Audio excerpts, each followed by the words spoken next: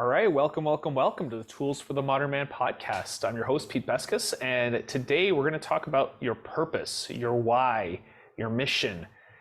We started the podcast off going through some what I think are the fundamentals, the back to basics.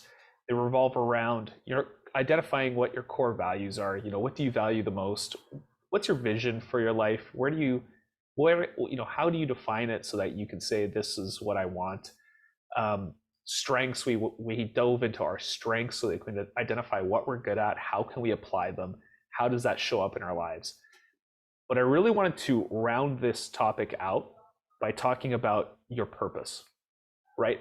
A lot of people talk about mission, and I don't really like the term mission.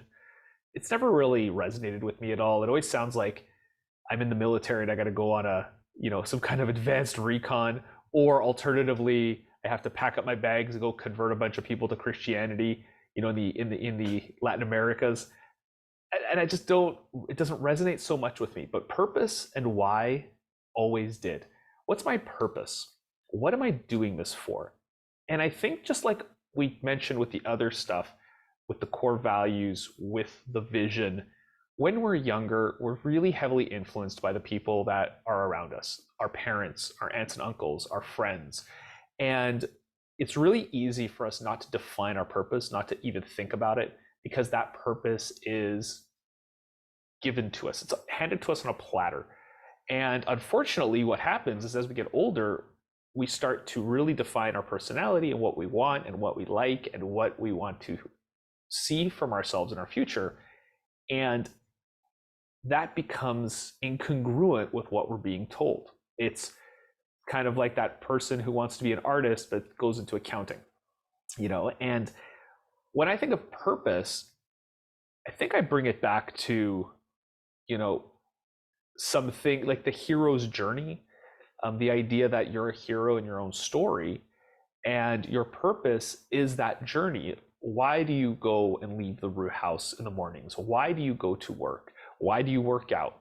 Why are you married to the person you're married to? Why are you friends with the people you're friends with?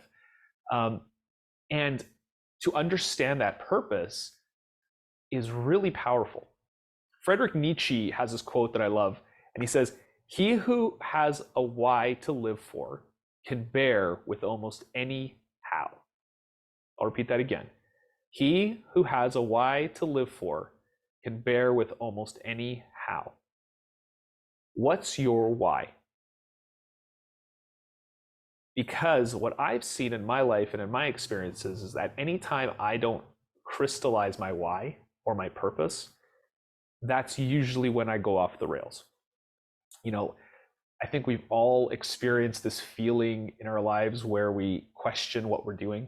Why does it matter? Why should I bother? Usually these are in our darkest times. These are when we're feeling the most frustrated, the most anxiety, the most stress. And we just look at the work that we're putting in, we look at the efforts, and we ask ourselves, why? Why am I doing this? That answer is crucial to being able to create the life that you want. It's crucial to bringing together all those other ingredients, the core values, the vision of what you want. It's great to have a vision, but if you don't know why you're heading towards it, if you don't know why you want it, then it's an empty vision. It's something that you're going to achieve potentially and then be disappointed with after, right? And I look at it a lot in terms of, we create a purpose that talks to us. This purpose can change over time. And I know that when I was single and I was just working on my career, my purpose was just to get to a certain status, to become a VP, or own an oil company, or do something more with my career. My purpose was my career. So it was very strategic, and I positioned myself strategically. Every couple of years, I'd reevaluate where I was, what I was doing, what skills I was learning, and how I wanted to supplement those and put myself in the best position.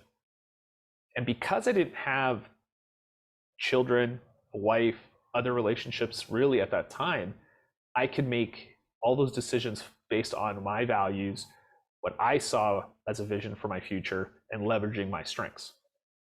And that aligned with my purpose, and I was very successful at it. Where things start to change for me was once I had children.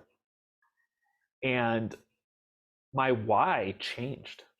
And I didn't realize it had changed, but I could feel the resistance in my life, in the different areas of my life. I could feel that resistance now within my career. My career just didn't make much sense to me at the time because it was taking up too much of my mental bandwidth. I wasn't happy with what I was doing, but I felt, again, my why wasn't aligned with what I was doing. And that becomes something that you then fixate on, and you start to become resentful or depressed, or you have what they call the classical midlife crisis, when you don't define your purpose and put these other things in their place. So without that purpose, without that understanding of what's important to you, you're never really going to be able to compartmentalize and create the life that you want, because you won't know why. You won't know what's the purpose for it. What's the point of doing all that? And so what's interesting is, how do we disengage with that why?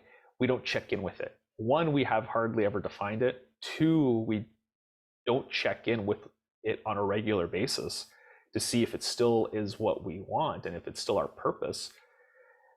And then we're not surrounding ourselves with the support we need to be able to execute that purpose. And this is something I think happens a lot in relationships. And I know I've experienced it both with my wife and with my other relationships, is that if our purposes aren't aligned, that's when friction happens. And that's usually when you start to feel disconnected. And I think that happens with every aspect of whatever your purpose is, your life is. If you can't check in and you don't know your why, you will start to feel disconnected from the actions, from the how, right? And that goes kind of back to what Nietzsche had said, that if you have a why to live for, you can deal with almost any how. And that is, you can deal with almost any circumstance. You can deal with almost any adversity when your why is strong enough. So I want to circle that back to what I mentioned earlier, the hero's journey. So in every great story, and I love stories and I love movies, in every great story and every great movie, there's a hero arc. And my favorite is Star Wars. Maybe it's because, I'm of that generation. And the Luke Skywalker one is that arc. What's his why? His why is to find his purpose in the universe. His why is to solve the mystery of his father, solve the mystery of him. And everything that he does is to connect with that history and then to create a version of himself that launches him into the future. I think that's all of our whys. I think that's all of us as we get older and as we're young and inexperienced, we lean upon the history of our parents, of where we come from, of our cultures, of the teachings. And then as we get older, we start to see the truths. I'm not going to say the truth, but the truths as we see it and as they're being revealed to us. Much like Luke was revealed that Darth Vader, spoiler alert, was his father,